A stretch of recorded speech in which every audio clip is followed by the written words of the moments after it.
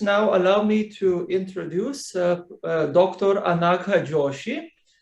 She is an associate professor in the Department of Sanskrit and Prakrit at Savitribai Pune University in India, where she teaches classical Indian jurisprudence and Indian philosophy. She is the holder of some of prestigious awards and was invited as a lecturer in Japan and Germany. Her latest publications are primarily on Smrti literature and Dharma Shastra. And some of the titles of her latest publications are these: Pilgrimage in the Smrti tradition, and the first, and another article by Professor Joshi is Socio-Legal Position of Kalivargyas and Dharma Shastra. So, and today, Professor will give a talk on translation and interpretation of ancient Indian legal texts. So, Professor Joshi, the floor is yours. Good afternoon. I would like to share my screen. You should be able to share.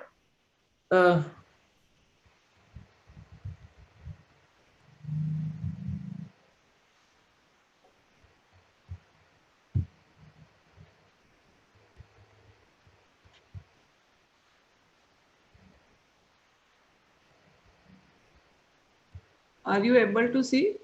Yes, we see. Okay. So, first of all, I would like to thank the Dr. Moise and his team for giving me this opportunity. The title of my paper is Translation and Interpretation of Ancient Indian Legal Texts.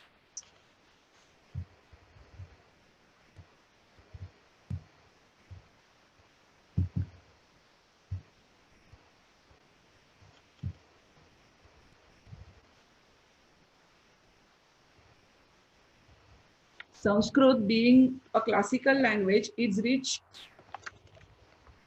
in its contents. It is the storehouse of ancient wisdom inherited from sages, philosophers, and thinkers.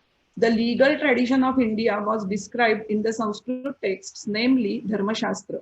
Patrick Olivelle, in the introduction of the text, namely Dharma Sutras, the law codes of ancient India, states, and I quote, "The term dharma may be translated as law if we do not limit ourselves to its narrow modern definition as civil and criminal statutes, but take it to include all the rules of behavior, including moral and religious behavior that a community recognizes as binding on its members." The compound expression Dharma Shastra is found of the two words, namely Dharma and Shastra. Dharma is one of the most complex expressions which cannot be defined or explained precisely. Etymologically, it is derived from the root dhru, which means to hold, to bind, to sustain, to support, to preserve, etc. The concept has occupied the central place in ancient Hindu thought. It refers to the right or proper conduct, and it covers English concepts such as ordinance, law, usage, customary observance, morality, duty, obligation, religion, attribute, and quality.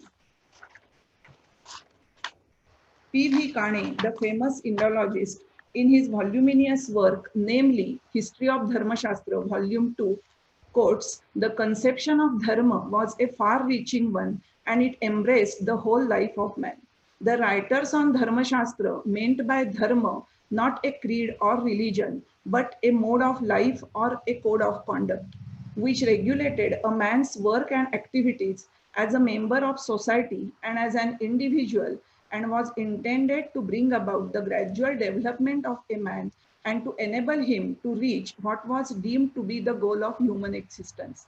Dharma Shastra is known as Smriti, and it is stated in the Manusmriti as Shrutis tu Vedo Vidnyeyo Dharma Shastram tu Vai Smritihi.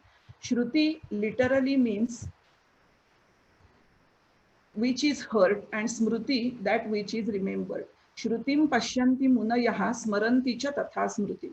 The Smriti literature contains comprehensive rules for the governance of the society as a whole, and they were not confined to purely religious matters. The Smritis did not declare for the first time what the rituals and domestic duties were, but repeated what was actually being followed by the people traditionally through ages. The sources of Hindu law are the Shrutis, Smritis and customs Sadachara. Customs played a very important part as one of the sources of ancient Hindu law. Dharma Shastra may be understood as a record of customs from various parts of India. These Smritis were not laws made by parliament or some legislature. Medhatithi, in his commentary on the Manusmriti, opines as the Smritis were codifications of the existing customs. L. Rocher, in his article, Law Books in an Oral Culture, the Indian Dharma Shastra, states, and I quote, in 1722, the British authorities in Calcutta decided that to be fair to the Indians, they should administer to them not British laws, which the Indians did not know and would not understand, but the local Hindu and Muslim laws, which they not only understood, but had held in high esteem for centuries. The problem was that these books, which are known as Dharma Shastra, they were in Sanskrit. And to understand and to translate these original texts of Dharma Shastra, they had to learn Sanskrit. Another point is the activity of translation implies the translation of culture also. It is the responsibility of a translator that he should know the cultural background. If a text is interpreted properly, then alone it serves the purpose of translation and it will be authentic. For example, in the Purva Mimamsa Sutra of Jaimini, the first sutra is Athato Dharma Jidnyasa. That means, therefore, thereafter, desire to know Dharma. The two words, particles, Atha and Ataha, indicate a new subject of instruction which has been different from the preceding one. So this sutra becomes meaningful when it is translated as, then, after studying the Veda, which is meaningful, one should discuss the meaning of the Veda, that is Dharma. As stated earlier, Dharma was a much wider term, including religion, social, moral, domestic, and other regulations, as well as legal rules also. It is for this reason that in the Smriti literature, we find not only social, religious, but also legal matters. The term Vyavahara has been used. The term Vyavahara has been used in the Smritis and the commentaries in the sense of legal proceedings, legal procedure, litigation, or dispute. The concept is used as a device to settle disputes and to uphold cosmic order. Smritikaras or ancient lawgivers have been ascribed the various aspects of Vyavahara or judicial procedure. It is from this aspect that Vyavahara has been derived and genesised as Vinanarthe avasandehe haranam hara uchyate. Nana sandeha haranat Vyavaharaha iti smrutaha.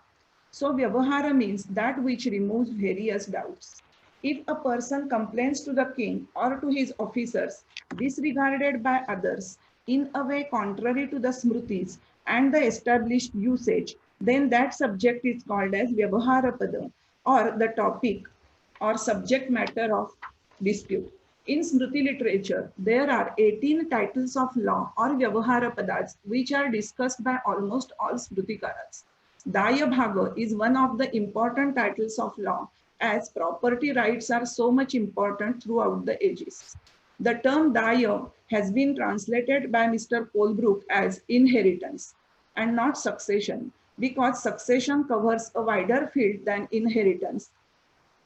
The expression Daya Vibhaga as partition of heritage includes not only the law of inheritance, but also the rules of division of any estate in which several persons have rights because of their relationship to the owner. No branch of jurisprudence is more important than the law of inheritance. It is stated in the Yajnavalkya Smriti, Vibhagaha arthasya pitriyasya tanayaihi yatra kalpyate daya bhaga iti proktam vyavahara padam budhaihi. A division of the paternal estate is instituted by sons, then that becomes a topic of litigation known as partition of heritage. Yajnavalkya, is one of the most eminent jurists of ancient India. He has contributed to the development of Hindu law by elaboration and systematization. Mitakshara is the best known commentary by Vijnaneshwara on Yajnavalkya Smriti. It occupies a unique position in the history of Indian legal literature. Hindu law has been divided into two schools, that is the Mitakshara and Dayabhaga. The Mitakshara prevailed all over India except Bengal, and the Dayabhaga of Jimuta Vahana prevailed in Bengal. It is not a commentary on particular smruti, but it is a digest of several smrutis. The word Daya is used to denote wealth or property which has devolved upon a person from parents. Pitrudvaragatam dravyam matrudvaragatam chayat kathitam daya shabdena tad vibhagaha adhuna uchyate. It includes all kinds of property and is not necessarily confined to money.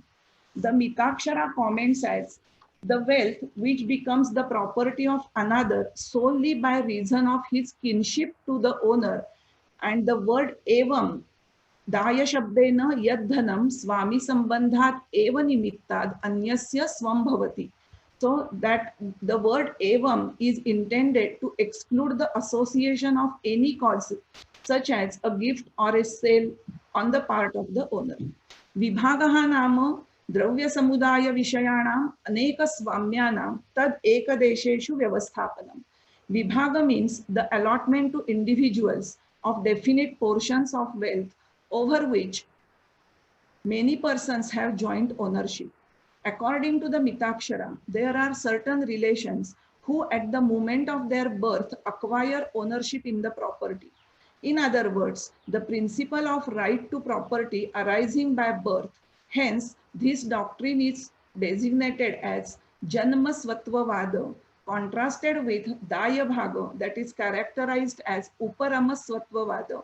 That means the doctrine of the acquisition of ownership upon the demise of the last owner. So according to Dayabhaga, all heritage is sapratibandha, even in the case of sons, as sons do not acquire ownership by birth, but only on the death of the father. Holbrook translated as obstructed for sapratibandha means that which is liable to obstruction. Dayabhaga, which is recognized by the Bengal school as of the highest authority, is of many important points opposed in doctrine to the Mitakshara. The difference arose because of the different interpretations.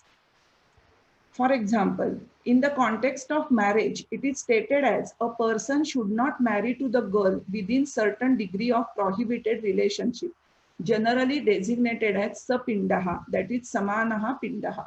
The term sapinda is of utmost importance in the case of marriage, inheritance, and ashaucha, that is impurity on birth and death. Tena vivahe ashauche dhanagrahanecha tridha sapindyam siddham. Mitakshara and Dayabhaga differ about the meaning of the word pinda. Mitakshara interprets the word pinda as connected through the particles of the body. In other words, inheritance is by near blood relation or propinquity, and it has nothing to do with the right to give pindas. While according to Dayabhaga, it means the ball of rice which is offered to deceased ancestors in Shraddha, and then he has the right to inherit his property. Shraddha is a religious activity to satisfy the needs of the spirit of the deceased. According to the Hindu tradition, when a man dies, he has to be offered rice cake, that is pinda, and water. Here, it seems that Dayabhaga accepts a religious approach towards inheritance. It is for this reason there is no inheritance at birth in Dayabhaga, unlike Mitakshara. The rules of interpretation played very important role regarding the Smruti literature in general and Vyavahara texts in particular. Thus, by stating two different interpretations of the word pinda, there are two different schools. Hindu law, primarily known as customary law. For example, customary rules would tell us that when a man dies, his property should go to his son. But if there is no son, then who will inherit his property? The answer of this question was fulfilled necessity by the Smritis, commentaries and digests in ancient India. To explain, Yajnavalkya in his Yajnavalkya Smriti has given the order of succession of a person who has no son and has departed for heaven. That is another word. The order is his wife and daughter, both parents, brothers, their sons, etc. And on the failure of the prior among these lists, the next in order would be the heir in the property. On failure of this, that is wife and daughter, the parents, that is the father and the mother are successor to the property. Here, in the absence of daughter, the parents' right of succession is laid down. However, the question arises whether mother should be preferred to father or vice versa, or both the parents take the property jointly. In the English translation by Mr. M.N. Datta, father is given first in the list. But the commentary Mitakshara prefers the mother to the father, and to support his view, the commentator Vijnaneshwara comments three possible interpretations as: in dissolving the compound word Pitarav, the word Mata comes first. Even when the Ekashesha compound, that is literally the one remainder, is not used, as in the case of Mata Pitarav, the word Mata comes first. And in the case where a man has several wives and several sons by each wife, the propinquity or closeness between a particular son and his mother is greater than between him and the father. Kincha pita sapatni putreshu api sadharanaha, mata tu na sadharani iti pratyasakti vishayaha asti. Vijnaneshwara states that because the father is a common parent of all, and the mother is a particular parent, the rule of propinquity alone has the final determining factor for the mother as a preferential heir than the father. Therefore, it is more proper that the mother should take the property, and on failure of her, the father is successor to the property. To sum up, the original conception of Hindu law was almost religious and philosophical, and there were duties than of rights. In the treatise Hindu Law and Usage, Sir Henry Maine quotes, and Hindu law is the law of Smritis as expounded in the Sanskrit commentaries and digests, which, as modified and supplemented by custom, is administered by the courts. The customs of a particular country in a particular period are like a mirror in which the conditions of the people of that country are reflected, and customs keep on changing as society progressed. The study of legal history of ancient India gives some insights of the social system in the then society. Law does not operate in vacuum, but it is related to and functions in the society in which it is applied. Smriti literature, commentaries, and digests, they are very rich source of legal and social history of India. They contain systematized discussions of all major legal topics. Therefore, it is very much necessary to know the legal tradition of ancient India. And if one agrees, then it continues to be the subject of study even today. Thank you.